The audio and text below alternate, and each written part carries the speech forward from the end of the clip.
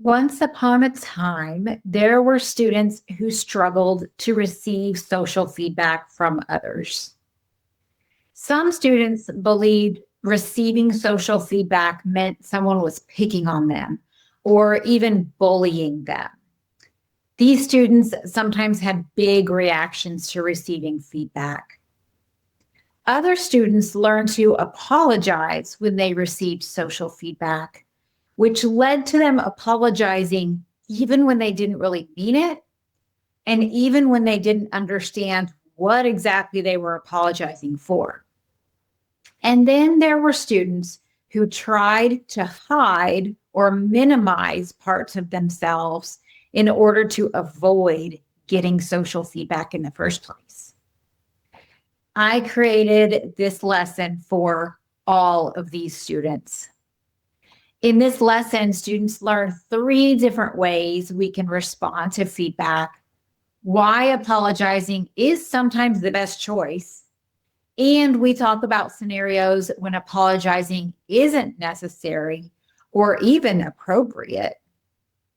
We also discuss how to respond when someone apologizes to us, especially if it's for something that was not okay.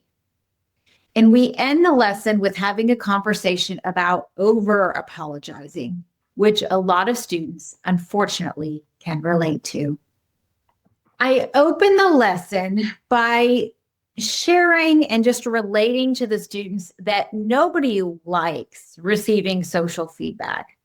Receiving feedback means that we've done something that someone else doesn't like, something that's harming our reputation, something that's maybe just not having the best outcome for us. And so nobody likes to get social feedback in that way. Nobody likes to be told or to feel like they're doing something, quote unquote, wrong. Maybe we didn't even know that we were doing this thing that someone's giving us feedback about. So just to throw that out there, that I want to normalize the fact that nobody likes to get social feedback. And when I say that, it usually helps the students relax a bit and feel more comfortable even approaching this topic and this conversation. The first question I ask the group is, when people give us feedback, what are some ways that we can respond to that? And I let anybody who wants to answer that question. What are some ways that we can respond to someone giving us feedback? Here's the thing about me asking questions in the group. I allow every answer that comes up. If a student were to say punching them in the face, that's an acceptable answer, because that is a way that someone could respond to feedback. We'll talk about the consequences of that later, but anytime I ask the group a question, I allow all answers because I want to hear what they have to say, and I want to get an idea of what they're thinking and how they're feeling when we discuss some of these heavier topics. So I open the floor. What are some ways that we can respond to receiving social feedback? So for those of you that are listening or watching or reading along, I want you to think about that for a minute. If someone gives you social feedback, what are the ways that you typically respond to it? We all have a typical response. Some students, if we think about the shapes, I try not to always go in the same order. So let's start with square students. Square students are our students that are socially anxious. Square students would prefer to not do or say things that would even cause someone to give them social feedback in the first place. So for a square student to receive social feedback is a really big deal for them emotionally. It can cause them to withdraw even further. It can cause them to shut down. It can cause them to have an emotional reaction because they are trying to not get social feedback in the first place. They're trying to fly under the radar and not have people even notice them. It is very embarrassing to them to receive social feedback. Triangle students have a couple different typical responses depending on their personality. Some triangle students will have big responses to somebody giving them feedback, like arguing, yelling, maybe even aggression. They are also more likely to say something like, this kid's bullying me, or this person's being mean to me, because they don't understand that typically when someone's giving us social feedback, if they're doing it in an appropriate, helpful way, they're trying to help us. They're trying to keep us from doing this thing that they're doing, that we're doing. So triangle students may have big reactions to getting feedback. They also may be in the category of students who over apologize, as can square students. Triangle students tend to learn to apologize as a default. They know from a young age that that's what they're expected to do. Triangle students often get far more social feedback than anyone else, even outside of the three shapes that we're talking about. Just in the world in general, triangles tend to get far more social feedback than anyone else. And so they often will default to apologizing way past the point where they mean it, way past the point where they're even taking a second to think about what this person has said and whether it's even valid. So some triangle students will become what I call over apologizers. It's just their default setting. They have learned from a young age that if they apologize, that's the expected thing to do, and we can all move on. So a couple different outcomes that you may see from triangle students. Circle students,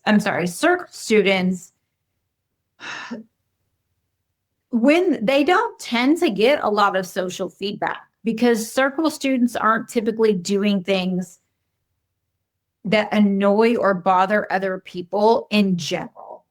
Their reputation is such that people tend to enjoy being around them. People tend to like them. But when they do get social feedback, circle students tend to take it well. They tend to listen to what's being said. Circle students are like social sponges. I think I said that on one of the last episodes. And so when someone gives them feedback that's intended to be helpful, they will take that in. We need to be careful that they are getting helpful feedback, because circle students can quickly adopt what they think other people want them to say or do. And so we need to be really mindful about the input that circle students are being given, because it's very easy for them to become robotic in their social interactions. It's easy for them to mimic other people. It's easy for one person to say to them, hey, you should do this, or you should try this. And for them to think, okay, and now they're doing this and trying this, which is part of what makes circle students really gullible, is that they are willing to take input from pretty much anybody. So all the students can share and think of ways and ideas of how we can respond to someone giving us social feedback. One of the ways that we can respond is just by acknowledging that this person has given us feedback. We can just say, okay. One phrase I use a lot is got it. So we'll just think of an example that could be social feedback, even something pretty insignificant, like someone saying, hey, can you please move over? You're sitting too close to me. All the way up to, can you please stop saying that over and over? It's really annoying. In either of those scenarios, one option is to just acknowledge that this person has given you feedback. You can say, okay. You can say, got it. We talk about how you can even just stop doing whatever it is that you were doing that this person's giving you feedback about without saying anything. So if somebody says, hey, can you please move over? You're too close to me. You don't even have to say anything. You can just move. The same with, can you please stop saying that? Every kiddo that I can think of, if someone said that to them, it would be kind of embarrassing. And so you don't have to say anything. You can just stop saying the thing that you're being asked to say. Another option is you can do it even more. This tends to be a triangle thing, but if somebody says, I've actually witnessed and experienced this numerous times. If somebody says, hey, can you please stop saying that? It's getting really annoying. The triangle student may continue to say it. Again, it's embarrassing to get social feedback like that from somebody. And so some of our students are not yet socially mature enough to recognize that this person is actually trying to help them out by trying to point out something they're doing that's bothering other people. So it's another reaction you may see is that they keep doing the thing that they've been asked to stop doing. Another way to respond is to apologize. And I talk to the students about how, we're all taught to apologize from when we're really little. We're all expected to apologize in certain situations. For me personally, I don't ever expect or require my students to apologize, ever. For a couple different reasons. One reason is that if they're going to apologize, I want it to be their choice. I want it to be what they honestly, truly want to do. I don't want them to apologize just because I'm towering over them saying, you better apologize for that. I want whatever they do to be what they really think will have the best outcome for them in that moment. So I don't require or expect students to apologize no matter what happens. And I'll talk a little bit more later in this episode. We get into apologizing a lot in this episode because it's a really big topic. There's a lot to unpack when it comes to apologizing. It's a very complex topic. I give the students an activity of what are some situations or scenarios where someone would be expected to apologize? And what are some situations or scenarios that you wouldn't be expected to apologize for? This is to break down the point about how both never apologizing and always apologizing, neither one of those are the ideal situation for any student. Neither one of those extremes are ideal. And so I tend to throw out some examples first because some students I find that the over apologizers don't have a good concept of things that they wouldn't be expected to apologize for. And the under apologizers don't always recognize that there are legitimate things that we should apologize for. The examples that I give are if we do something on accident, whether it's physically hurting somebody's feelings, interrupting somebody, if we do something on accident. And the discussion around this is that I ask the students, what if I kick somebody under the table and I don't apologize for that? They say, hey, Steph, you kicked me. And I don't apologize. What does that person think? And the group understands that they think I did it on purpose. That's the big concept behind apologizing when something is an accident, is it demonstrates that this thing was an accident. Even saying something that hurts somebody's feelings, we all do that on accident. And when you can acknowledge it and apologize for it, then it shows this person that that's not what you were intending to do. So that's one scenario where apologizing would be really appropriate and helpful. Hurting somebody's feelings, honestly, even if it was on purpose, even if we were kind of teasing them or being a little, friendly teasing even, and it hurt their feelings, that's another example of something that we should apologize for.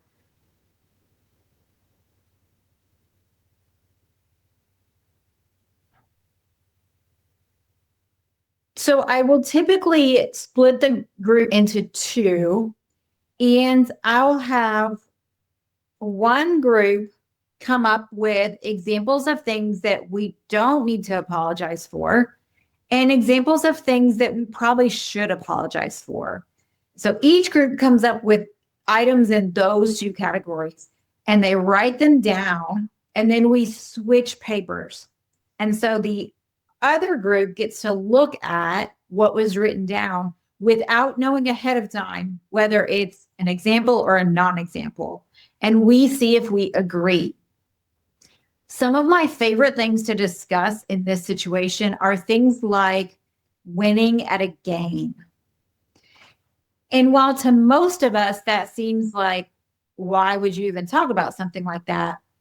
Some students, especially square students and even circle students, if they win at a game and another student gets upset that they didn't win, a square student or a circle student may feel the need to apologize for that. That goes on our list of things we don't need to apologize for. Another one I notice a lot with square students is having a different opinion than someone else. We do not need to apologize for having a different opinion than someone else. So it's things like this that I've noticed in my groups that some students feel like they should be apologizing for when really they don't need to. Another big one for me is not paying attention. I teach my students that it isn't possible for everybody to pay attention all the time. Even if you're watching or listening to this, I guarantee you, I have no idea how long I've been talking. I don't watch the clock. I guarantee you there is at least one time so far that you have zoned out of this discussion, this conversation. Nobody can pay attention to everything all the time. But I also don't think it makes sense to have to apologize for not paying attention, especially for those of us who have neurodivergent brains. It is not something that is under our control. We can implement strategies to try to help us pay attention, but if we lose our focus, that is not something that we need to apologize for.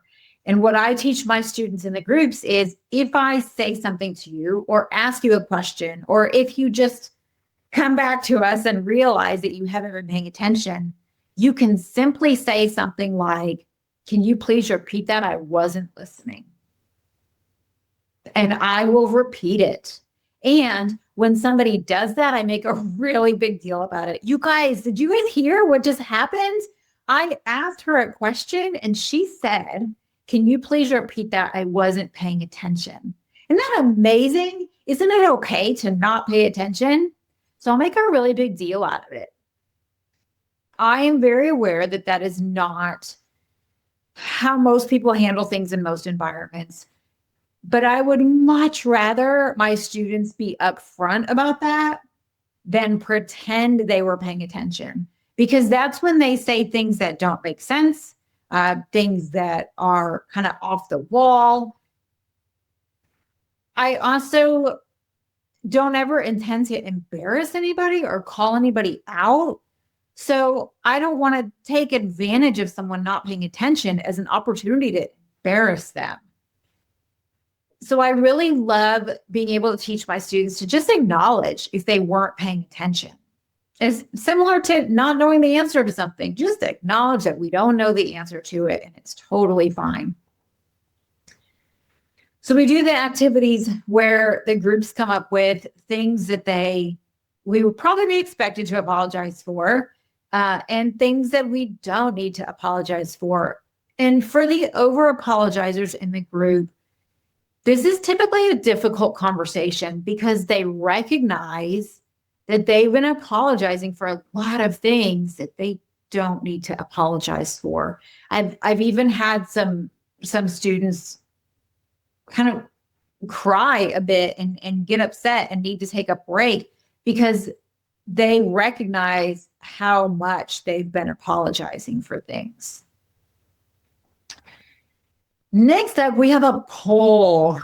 So poll question for my students in person, different parts of the room represent different possible responses. And for my students on Zoom, I can do polls through Zoom. So the first poll question for this lesson is saying sorry all that needs to happen when someone apologizes? Or do you think there's more to it? So we have a yes option, saying sorry is fine. We have a no option, there should be more to it. And then we have an I'm not sure option, because it's always okay to not be sure. When I ask this question, when I put this poll out there, because I'm asking the question, a lot of students recognize that I must be asking the question because there should be more to it, but they don't know what it is. They don't know what that more would be. So the first part of an apology is apologizing, right? The actual apology. Say, I'm sorry, I apologize. I do tell the students that we typically want to avoid things like my bad, which is really popular amongst the youngsters. But it has a really negative connotation. The same actually with no problem. No problem just doesn't have the same feel to it. It feels like you're blowing something off. So we definitely want to avoid my bad. It doesn't sound like you're actually apologizing for something. So I recommend you say, I'm sorry. I typically say, I apologize. Whatever people are comfortable with saying. The second part of an apology is changing your behavior. It's actually doing something different. So I go back to the example of if I'm kicking somebody under the table, I'll always pick one student in the group that I know I can use as an example, and I'll pretend and I'll say, I kicked him under the table, and he said, hey, Steph, you just kicked my foot. And I say, oh, I'm sorry. But then 2 minutes later, I do it again. It's like, Steph, you kicked me again. Oh, I'm so sorry. And then 3 minutes later, I do it again. I also give the example, even as an adult, and I'm going to say this as someone who struggles with time management because I have ADHD. I struggle with being places on time. If I am repeatedly late to the same thing, meeting, appointment, whatever, and I apologize every time, but I am continuously late the next time, that person really starts to disrespect my apology. They really start to feel like I'm saying it because I think I'm socially supposed to say it, but I don't really mean it. And so for me personally, if there's something that I keep being late to, I will make other plans so I am not continuously late to that thing. Even for our classes, I intentionally arrive an hour ahead of time just so that there's not a situation that's going to cause me to be late. I do the same for Zoom meetings. I will intentionally log in 10 minutes ahead of time. It's a pet peeve of mine when someone has organized a meeting with me and they don't log in until the time of the meeting. It makes me wonder the whole time, are they going to show up? Are they not going to show up? Am I just sitting here waiting for them? So anytime I'm the organizer of a meeting, I always show up early. I will keep myself out of, I have my camera off and my mic off, but I want the other person to know that I'm there and that I haven't forgotten about the meeting. I haven't blown off the meeting. It's the same with if I have somewhere to be and somebody's waiting for me, I will do my best to call them, text them, email them, and let them know that I'm on my way. I do not like the feeling of knowing that someone's waiting for me. I remember a few years ago, when we had a school at Starford Social Club, I was interviewing teachers, and one teacher came in the emails that had our phone number, our address. It's an email, so you can respond to it. and somebody showed up for her teacher interview. I think it was like 12 minutes late. And while I don't mind people being late, things happen. I do mind someone who shows up late to something like an interview and doesn't even acknowledge it. That's what I mind, when it's not even acknowledged. So it's kind of a tangent, but point being, apologizing is the first step of the process. And the second step is changing our behavior, doing something different, making a different choice. Going back to the example of a kiddo saying something and somebody has said, can you please stop saying that? It's really annoying. They can choose whether or not they want to apologize. The more important part of it, in my opinion, is that they stop doing it.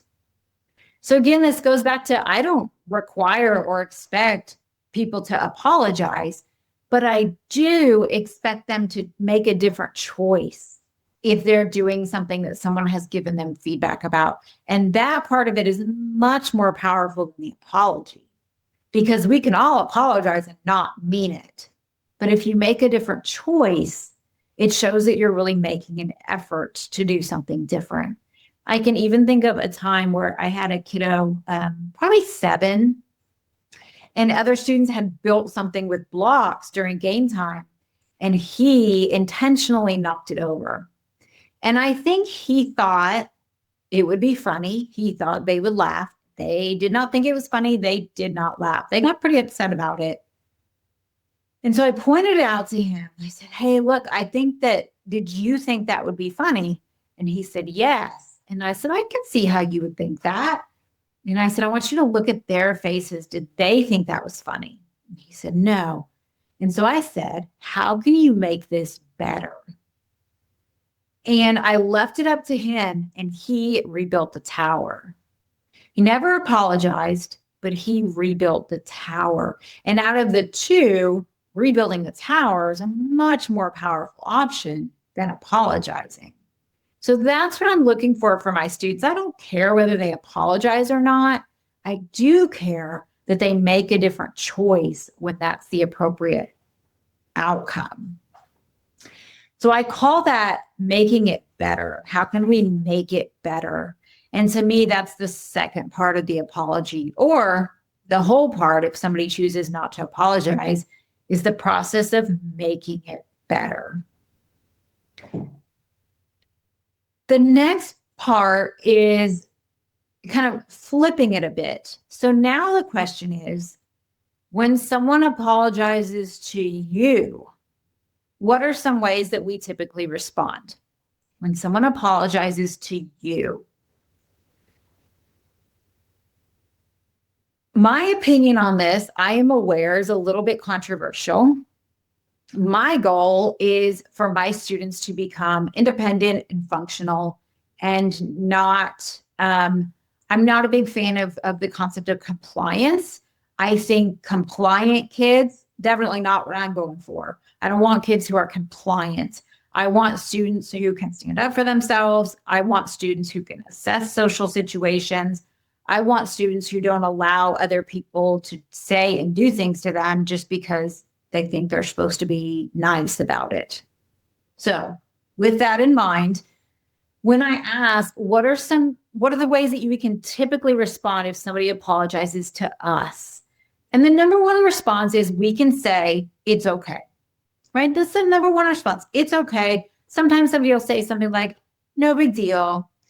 Sometimes somebody will say, I forgive you. My challenge with no big deal is that that's not always true. Maybe it was a really big deal.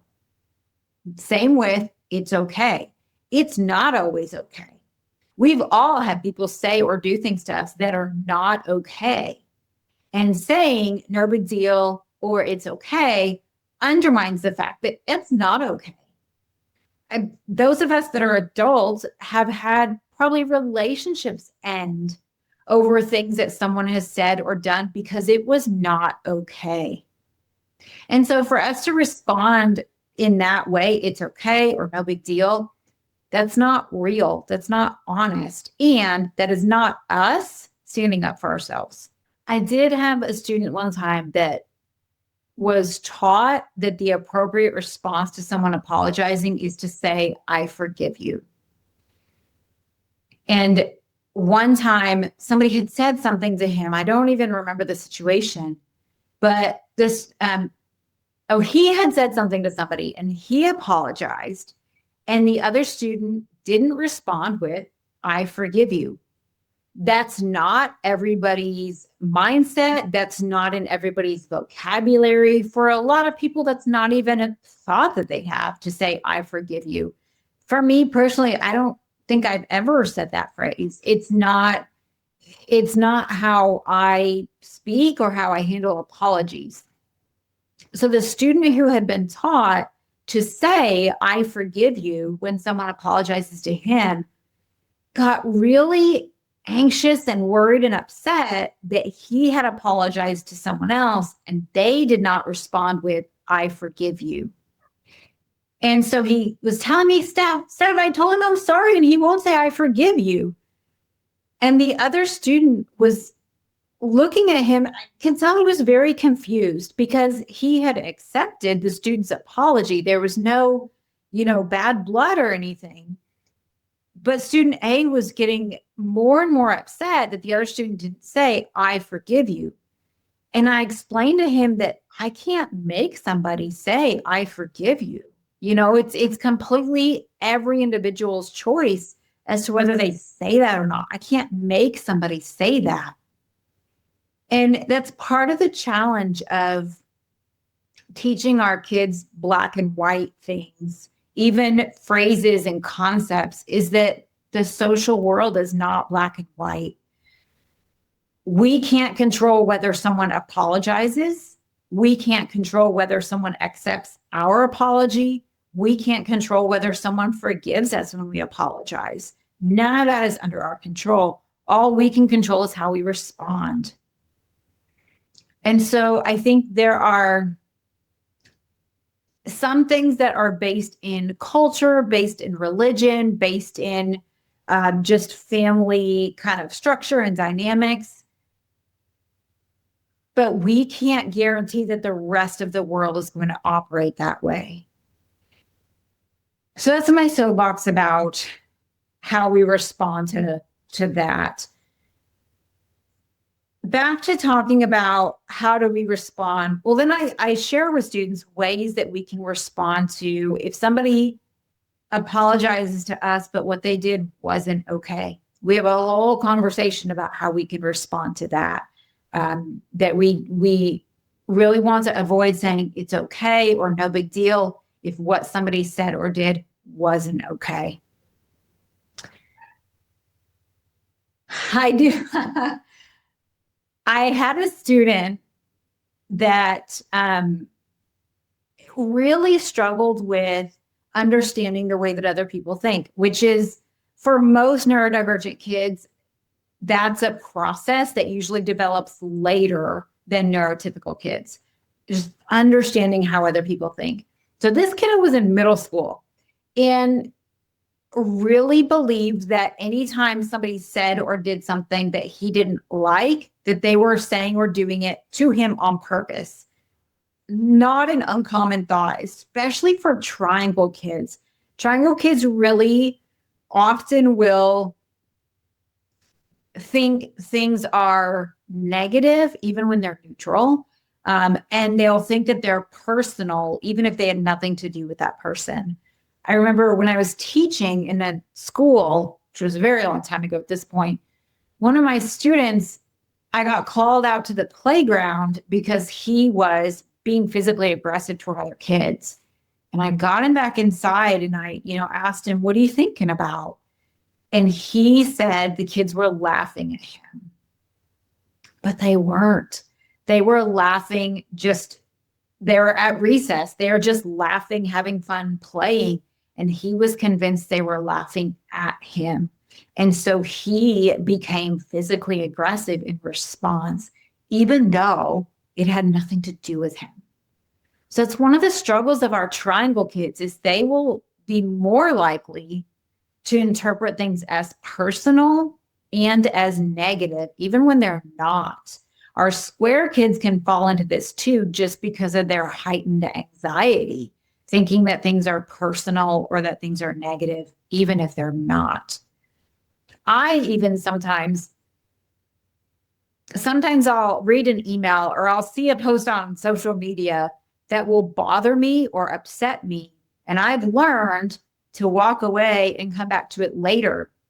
And sometimes, often, when I reread it, it's very neutral. There wasn't any intention from this person to say something that would bother or upset me. It's just whatever frame of mind I was in at that time, or whatever, I had just read right before, possibly. So even for myself, I've learned to just be mindful of that. There's a condition, I guess is the best word, called rejection sensitive dysphoria, RSD. It's very common in ADHD, and it's where your brain is more sensitive to perceived rejection. Doesn't even have to be real rejection. And people with RSD are much less likely to put themselves out there, to say things, to do things, because they're so concerned about the response that they'll get. So back to I have this kiddo, when someone would apologize to him, because he always thought everything was negative and personal, his response would be, apology unaccepted. That's his choice. There's no such thing as punishment or anybody getting in trouble at Starfish Social Club. That's his choice. If that's what he wants to say, that's his choice. I pointed out to him the effect that has on everybody else in the group and how it typically makes people not really want to play with him anymore. This was during game time. And so it typically makes people not want to play a game with him anymore when that's how he responds to someone trying to admit and accept that they've done something they didn't mean to do. And once I explained that to him, he stopped saying that. He didn't accept people's apologies, but he stopped unaccepting them, which is a really big deal. It's okay for someone to apologize and for you to not respond. That's an option we all have. It's a much different response than apology unaccepted. So that was a really big deal that he was able to formulate a different response in not having a response. Then we talk about over apologizing, which again tends to be our triangles and our squares, but for different reasons. Over apologizing is apologizing when we don't really need to, like apologizing for winning a game. It can be apologizing even when we don't even know what we're apologizing for. So we don't even really understand what somebody's saying, and we just default to saying, I'm sorry. So why does this matter? It matters because when we apologize, we're going back to the very beginning of the lesson. We're acknowledging that we said or did something that upset another person. And if we're constantly apologizing, we are constantly telling ourselves that we have said or done something that has upset someone else. And imagine if that's the message you're sending yourself all the time. I did it again. I upset somebody. I said something I shouldn't have. I did something I shouldn't have. I was in this person's way. I interrupted again. I was late again. Imagine what your mental health starts to look like when you are constantly sending yourself the message that you've done something wrong over and over and over and over again. Even something like, can you please move over? You're sitting too close to me. Nobody did anything wrong in that scenario. And so there's no need to apologize for something like that. But we all can think of kids that do. And it's because that's what they think they're supposed to do. Either triangle kids because they think that will get them out of the situation and we can all move on. Square kids because of their anxiety. They truly feel like they've done something wrong just by sitting too close to somebody. So I really encourage my students to be mindful of over apologizing, because I do not want them to apologize for things they don't need to apologize for. As a side note, this is often something that they have gotten from someone else, usually an adult. So typically, if there's a kiddo who's over apologizing, there's an adult in their life who's over apologizing. So just shout out to any of you guys that may be watching or listening or reading. You don't have to apologize for everything either. There are definitely things in your life that you do not have to apologize for, just like my students don't have to apologize for. So if this is something that you struggle with, I would really encourage you to do an activity like what I've talked about for yourself, maybe with a partner, a friend, somebody that can help you get a little bit more clarity and feel a little bit more comfortable around the things that you apologize for that you do not need to apologize for. We're working on all of our mental health here. It's never just about our students. It's all of us thrown in there. So that's the end of that lesson about receiving social feedback from someone. It comes after the lesson on giving social feedback, because we're much more open to learning how to give people social feedback than we are how to receive social feedback. So just know that this lesson is preceded by a lesson on giving social feedback. Let's do the random number generator and see what we're going to do next. Okay, it says 10. 10 would be module 2. So that would be the second lesson in module 2. Module 2 is all about awareness of ourselves, awareness of others. So lesson 2 in module 2 is all about inferencing, social inferencing. So interpreting what other people mean by what they say, interpreting facial expressions, nonverbal communication. Even for those of us in the US, we tend to be very, what's the word? I can't think of the word that I typically use when I talk to the students about this. Indirect. We tend to be very indirect communicators. We don't say what we actually mean. Part of it is trying to be polite. Part of it is just that's how our language and our culture tends to work. And so sometimes it's really difficult for our students to understand what we mean by what we say. So that's what we'll talk about next time.